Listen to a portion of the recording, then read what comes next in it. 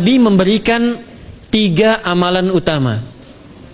Saya akan bacakan dengan cepat 3 amalan utama yang dikuatkan oleh beliau kepada para sahabat sebelum tiba Ramadan dan sampai sekarang menjadi kurikulum Ramadan Nabi. Jadi kalau ibu bapak ingin mengeluarkan kurikulum Ramadan Nabi, nanti bikin agenda saat Ramadan, ya, supaya nggak pusing nanti kalau masuk hari pertama apa yang dikerjakan, hari kedua apa yang dikerjakan, subuh apa, siang apa, sore apa. Cuman nanti saya berikan 3 yang pokok ini. Ada 3. 1, meningkatkan sholat. Saya ulang ya, meningkatkan apa? Sholat. Kalau meningkat secara singkatnya berarti bertambah dari yang sekedar fardu, tambah dengan apa? Sunnah. Maka dari sekarang keluarkan semua jenis sholat-sholat sunnah.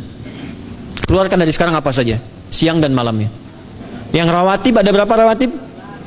Rawatib 12. Ya, rawatib itu yang melekat dengan sholat fardu dan menentukan untuk memperbaiki sholat fardu. Menambah, jadi kalau kurang khusyuk ditambah dengan sunnahnya disebut rawatib. Bisa sebelum, bisa setelah sholat fardu. Ada 12 dari hadis Nabi SAW.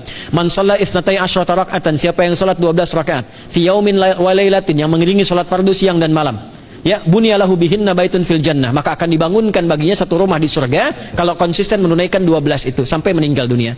Sahabat yang mendengar itu mengatakan kompak semuanya, sejak mendengar hadis itu kami usahakan istiqomah sampai meninggal tidak meninggalkannya. 12 itu 2 sebelum subuh, cepat. 4 sebelum zuhur, 2 setelah zuhur, 2 setelah maghrib, 2 setelah isya. 2 rakaat sebelum subuh, 4 rakaat sebelum zuhur. Kalau nggak bisa 4 rakaat karena terbatas waktunya, boleh 2 rakaat khusus untuk sebelum zuhur. Kalau nggak bisa 4, boleh berapa? 2. Dalilnya hadis Ibnu Umar radhiyallahu taala anhuma. Kata beliau, hafidtu asyra rakaatin, saya hafal 10 rakaat dari Nabi sallallahu alaihi wasallam salat sunnah.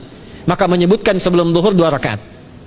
Baik, jadi 12 ya. 2 sebelum subuh, 4 sebelum zuhur, 2 setelah zuhur, 2 setelah maghrib, 2 setelah isya. Ini yang disebut dengan rawatib. Jamak dari kata ratib. Di luar ini mutlak. Mutlak ini ada yang berdampingan dengan salat fardu, ada yang terpisah. Contoh yang berdampingan, 4 rakaat sebelum asar. 4 rakaat ini bukan disebut rawatib, tapi salat mutlak. Cuma waktunya berdampingan dengan salat fardu. Jadi dia nggak memengaruhi salat fardu, cuma punya keutamaan sendiri. Apa keutamaannya? Hadis Ibnu Umar radhiyallahu taala anhuma, ketika beliau menyampaikan qala Nabi sallallahu alaihi wasallam, rahimallahu ra'an shalla qabla al-asri arba'an. Allah akan menambahkan rahmat pada orang yang terbiasa salat 4 rakaat sunnah sebelum salat asar. Jelas ya?